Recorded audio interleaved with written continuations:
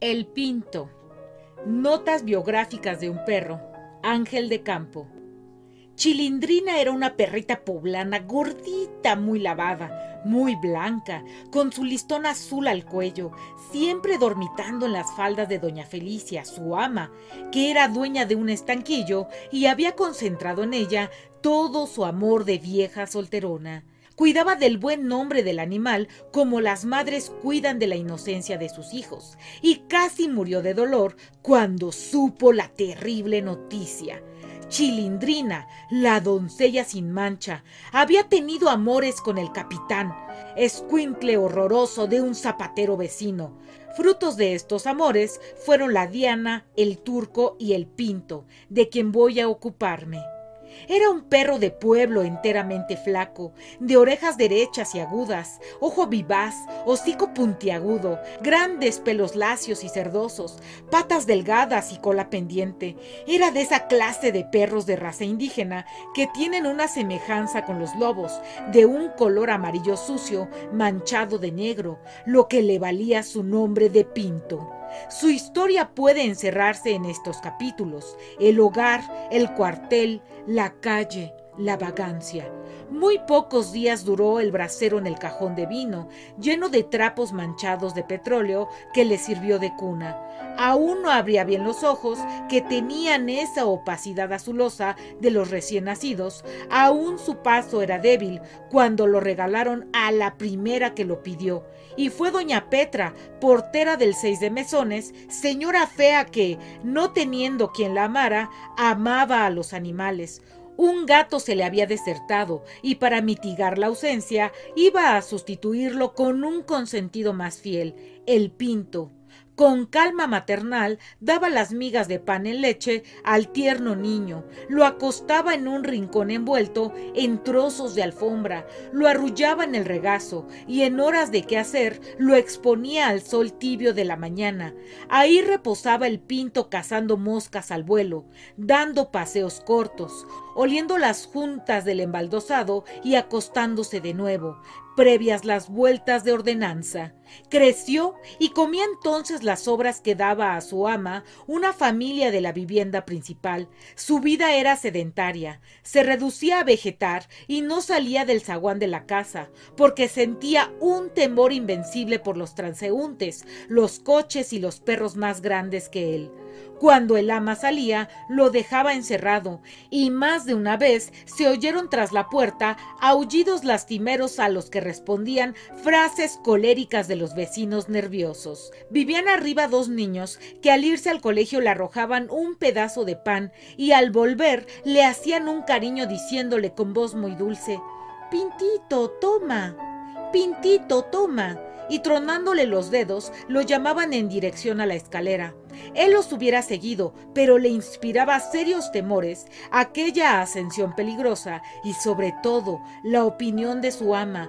Un día se decidió a subir. Los Angulo lo colmaron de cariños, lo hicieron corretear por el corredor, enseñándole y escondiéndole un pañuelo que desgarraba a mordiscos, y los hacía exclamar con infinito placer: «¡Sabe jugar al toro!». Ya eran amigos, ya el pobre Pinto seguía a la criada hasta el colegio y con disimulo señalaba su huella en todas las esquinas para reconocer el camino. Aparecían los Angulito y corría con esa vivacidad infantil propia de una gran emoción. Todo lo sufría el buen amigo: que lo ensillaran, lo vistieran de muñeco, lo hicieran tirar de un carrito de palo lleno de ladrillos, lo forzaran a saltar por el mango de una escoba, o hacer de toro y hasta de verdugo, cuando alguna rata infeliz salía de un agujero por sus negras desdichas. Sin embargo, qué de temores en aquellas visitas, qué odio debía tenerle aquella señora descolorida que lo veía con ojos tan malos y lo hacía despejar el corredor. Una ocasión los niños no lo llamaron como otras veces y él subió. La criada lo esperaba tras de la puerta. y lo llamaba cosa rara con voz dulce. Acudió y entonces lo suspendió por el aire, tomándolo por el pescuezo, lo llevó a un rincón del corredor, le restregó el hocico contra un ladrillo sucio y le pegó de escobazos. En vano aulló, en vano decía con los ojos: yo no he sido. La fuerte mocetona le pegó duro y los niños lo veían con inmensa compasión tras de los vidrios. Pobre Pinto, su ama lo abandonó, días enteros se pasó en las calles, oliendo todos los rincones y en busca de ella. Aulló a la puerta de la antigua portería hasta que una vecina se compadeció de él. Era una mujer de cascos ligeros que tenía amores con un albañil. Hacían 3 viajes diarios hasta la Alameda para que comiera en una banca el señor aquel lleno de cal. Gravemente sentado, esperaba que le echaran su piltrafa de carne. Como perro bien educado, ni parpadeaba. Después, el amor de su nueva ama pasó a un soldado y supo lo que era la vida de cuartel. Comió el vil rancho, tuvo amistad con gentes malignas, pero sucedió lo que tenía que suceder. El regimiento salió y de nuevo lo abandonaron. ¿Qué comer? Si se detenía en la puerta de una fonda, le aventaban unas tenazas. Si iba a una carnicería, lo pateaban. Si encontraba un hueso, se lo arrancaba otro can famélico más fuerte que él. En aquellos días se apiadó de él un viejo de barba blanca y sucia, pantalones rotos y zapatos llenos de agujeros. Era un mendigo que se fingía el ciego. Todo el día se pasaba a la puerta de las iglesias donde había función o jubileo. El amo apoyado en el grasiento bastón en forma de báculo y él amarrado del cuello con un mecate lleno de punzantes hilos. Comió las tortillas heladas y los mendrugos de pan frío de la miseria. Sufrió los palos de más de un sacristán y tenía también en aquella época un aire de mendicidad. La cabeza gacha, los ojos tristes, el rabo entre las piernas y hecho un esqueleto. Estaba predestinado para el martirio. Su amo, el falso ciego, robó una vez y lo condujeron a la inspección. Terrible noche al aire libre. La pasó en la puerta de la comisaría y nunca olvidó la escena del día siguiente. El rostro demacrado del amo, que acompañado por muchos pillos, con un jarrito colgado a la espalda, entre 2 hileras de gendarmes, fue conducido hasta Belén. Quiso entrar, pero no tuvo ni una mirada de despedida de su amo, y sí un culatazo de un centinela. ¿Qué hacer? Caminar al acaso. Anduvo calles y más calles, fatigado, sudoroso, sediento, y lo recibían en los barrios con ladridos de amenaza. El hambre lo postraba, ni una fonda, ni una carnicería, nada. El aislamiento, el verano de calores quemantes, la repulsión en todas partes. Buscaba la sombra en el hueco de un zaguán y crueles porteros lo espantaban. Seguía a alguien y aquel alguien, al entrar a su casa, dando una patada en el suelo, le cerraba las puertas en los hocicos. Pobre Pinto, 2 veces intentó olvidar con el amor su desdicha, pero las 2 fue desgraciado. Ya casi había conquistado a una desconocida, cuando un señor alto, moralista tal vez, lo espantó pegándole un bastonazo. Lo iba a machucar un tren y perdió a la dama. Su segunda tentativa fue tan desgraciada como la primera. Un Terranova, abusando de la fuerza, le arrebató a la que tanto había soñado.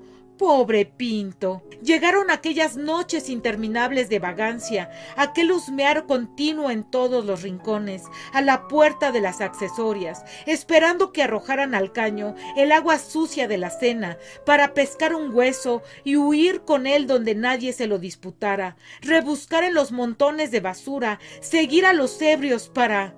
¡Qué fúnebres rondas hacía con otros compañeros de desgracia! Se olfateaban los unos a los otros para saludarse, se mordían, ladraban y un vecino les arrojaba agua desde un balcón. Dormían hechos rosca en el umbral de una puerta. Eran noches de pesadillas terribles. Pinto soñaba estar en una azotea, con la cazuela de sobras repleta. Subía la diana, le hablaba de amores. Junto al tinaco le decía: «Eres mi vida». Y ¡paf! Un señor que entraba a deshoras a su casa lo despertaba con un puntapié. Aquello no era vida. Los carretones de basura no traían ni un solo hueso que roer, y cuando lo había, la fuerza bruta se lo arrancaba de los dientes. Evocaba aquel pasado siempre adverso. ¿Para qué había nacido? Sin creencias, sin paraíso, sin palabras siquiera para pedir un mendrugo, y cazaba moscas al vuelo o saciaba su sed en los charcos. Una mañana lo llamó un señor y le arrojó un pedazo de carne. ¡Al fin! ¡Sí! Sí, había indudablemente un espíritu protector de los hambrientos.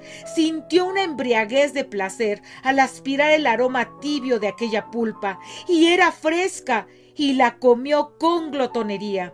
Un fuego devorador circulaba por sus venas, parecía que desgarraba sus entrañas, sus miembros se estremecían en dolorosas convulsiones, tambaleaba como un ebrio y por fin se desplomó. Lo habían envenenado. ¡Qué cuadro! Yacía en el lodazal. Todo fue crueldad en aquellos momentos. Un carro al pasar le trituró una pata. Había un círculo de curiosas, criadas que volvían de la compra, mandaderos con la canasta en la mano y que se entretenían en picarlo para provocarle largos estremecimientos convulsivos, la cabeza caída, los ojos inyectados fuera de las órbitas, los blancos colmillos descubiertos, la lengua de fuera, el hocico abierto y babeante, la respiración de un sofocado y las patas agitándose en nervioso desorden, y aún en su agonía lo azuzaban y se reían de sus contracciones de epiléptico. Ni una queja, ni un ladrido. Los niños angulo pasaron y se detuvieron. Sus ojos infantiles lo vieron con gran tristeza y los oyó murmurar: «¡Pobrecito! Y se parece al Pinto». Era el Pinto. ¡Qué flaco estaría para ser inconocible! Después de un último sacudimiento, quedó inmóvil. El carro de la limpia fue su ataúd y el muladar su cementerio. Ahí, sobre montones de ceniza, cascarones de huevo, zapatos rotos, harapos y momias de gato, fue arrojado junto a un casco de botella. Quizá lo hubieran devorado los mismos que lo acompañaron hasta su última morada, si no hubiera habido otro entierro, el de un caballo que llegó en un carretón con una bandera blanca y escoltado por canes hambrientos que hicieron de sus despojos una atroz carnicería. Lamiéndose los bigotes, dijo uno de los comensales: «He aquí al Pinto, ciudadano honrado de origen noble, fiel trabajador, digno de un cojín de viuda o de una azotea de ranchería, convertido en cadáver y envenenado. Pero esta es la vida». Y se alejó al trote por el potrero, donde ya las sombras se extendían. El crepúsculo daba un fulgor sangriento a aquel cuadro y perfilaba en el horizonte las siluetas macabras de esas limosneras que remueven las basuras para encontrar hilachas. La sombra tendió sus alas de búho en aquel cementerio de cosas viejas y animales muertos. Cementerio sin epitafios. ¿Cuántos en la plebe son como el Pinto? ¿Cuántos desdichados hay que con forma humana no son sino perros que hablan y que visten pantalones? Fin de El Pinto. No te olvides de darle like al video y de suscribirte al canal. ¡Hasta la próxima!